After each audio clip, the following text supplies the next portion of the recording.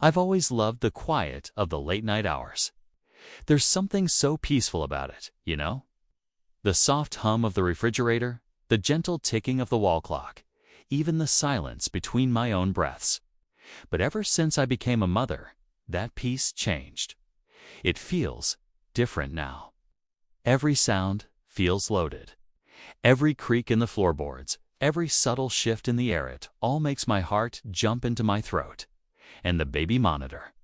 That thing definitely doesn't help.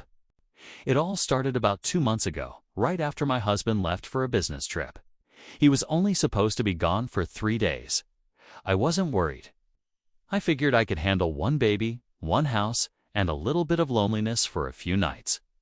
The first night, I put our daughter, Lily, to bed at 8:30 sharp. She was already fast asleep by the time I switched on the baby monitor. All I could hear was the usual faint sound of her breathing through the static. So, I went downstairs, made myself a cup of tea, and curled up on the couch to relax.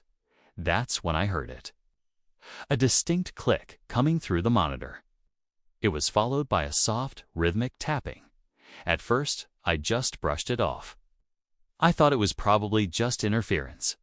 These monitors are known for picking up random signals, walkie-talkies, other baby monitors from nearby houses, sometimes even radio frequencies. So, I just turned the volume down a bit and tried to ignore it. But then, I glanced at the screen, and my blood ran cold. I froze. There was movement in the corner of the room. A dark shape was shifting just behind the crib.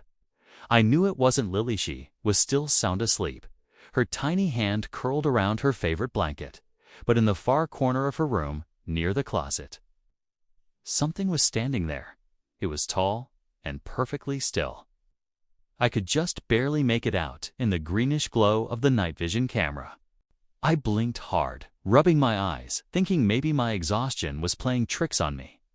But it was still their faint, yet undeniable outline of a person, or at least something person-shaped. Then, ever so slowly, it started to lean forward. I gasped and dropped the mug I was holding. Hot tea splashed all over my lap, scalding my skin, but I barely felt it. All I could do was stare at the screen. The shape moved closer to the crib, its movements unnervingly deliberate. My heart was pounding so hard I felt like it was going to burst out of my chest. I could barely breathe. Then, just as suddenly, the camera flickered. For half a second, the screen went completely black. When the picture came back on, the shape was gone. Without a second thought, I bolted upstairs. The door to Lily's room was still closed, just as I'd left it. When I slowly pushed it open, everything looked perfectly normal. Lily was sleeping peacefully. The closet door was shut tight. Nothing was out of place. I checked everywhere behind the curtains. Under the crib, but there was nothing. I even unplugged the monitor and plugged it back in, desperately trying to convince myself it was just a technical glitch. But I couldn't shake the image of what I'd seen.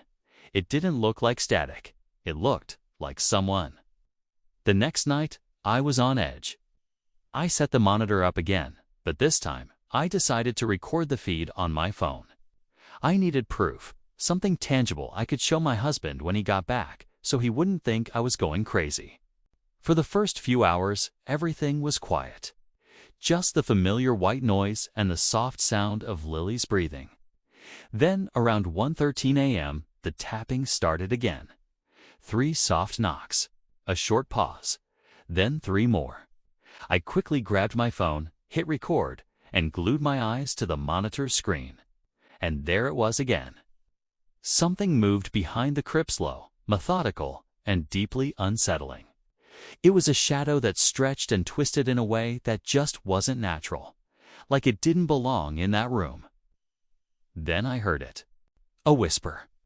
At first, I thought it was coming from the monitor's speaker, a distorted sound from the static. But the sound was inside the room, right there with Lily. It was faint, like a voice pressed right up against the monitor's microphone, and it said my name. Just once. It was so clear, so chillingly distinct, that I dropped my phone. I ran upstairs, my mind racing. Threw the door open and everything went silent. Lily was still asleep, undisturbed, but the monitor, which I'd left sitting on the dresser, was now facing the wrong direction. It was turned toward the wall. I didn't sleep a wink that night. I just sat in the hallway with all the lights on until the sun came up. Every time I tried to close my eyes, I saw that dark shape the way it leaned forward, as if it was trying to get a better look at my daughter. When my husband finally came home, I told him everything. I showed him the recording. He listened, and he tried to be supportive, but I could tell he didn't really believe me. He suggested it was just strange interference, maybe someone else's monitor signal bleeding through. I didn't have the energy to argue. Okay, but I unplugged the camera that night anyway, and for the next week, things were quiet. No strange noises, no whispers. Just a return to normal life. I almost convinced myself it was all in my head, till the night I heard Lily laughing through the monitor. It was 2:47 a.m.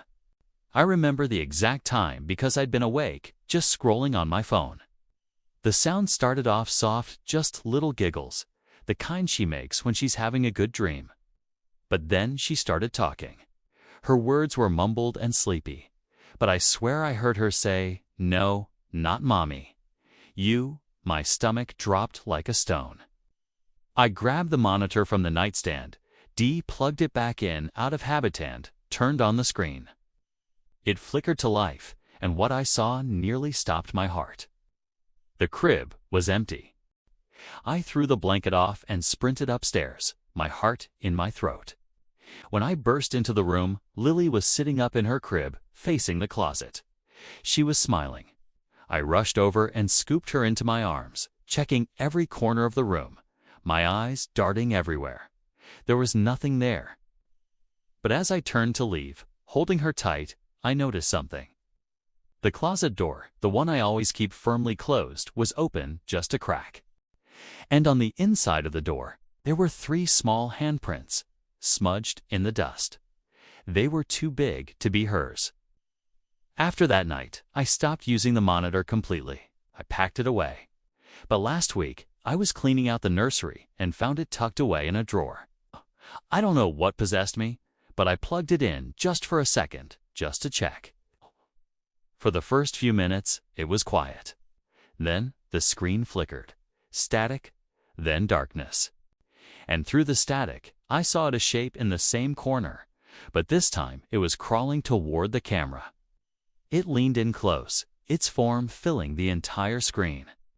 And for the first time, I saw it clearly. It wasn't a man. It wasn't anything I could possibly describe. Just eyes. Wide, empty, unblinking eyes staring directly at me. Then it whispered again. But it didn't say my name this time, said Lily's. That was 3 nights ago, and now, every single night since, the monitor turns itself on at exactly 2:47 a.m., even though it's unplugged. Sometimes, when I pass by her room late at night, I swear I can hear that same faint static sound coming from inside, like the monitor is on again, watching. And sometimes, when I get the courage to open the door and check on her, the camera is turned toward the crib, even though I always leave it facing the wall. I don't know what it is, and I don't know what it wants. But I know one thing for sure. Whatever is watching us through that monitor, it doesn't just want to be seen. It wants to be let in. Thank you so much for listening to my story. If you have any similar experiences or just want to share your thoughts, please leave a comment below. Don't forget to like this video and subscribe for more stories like this. Stay safe out there.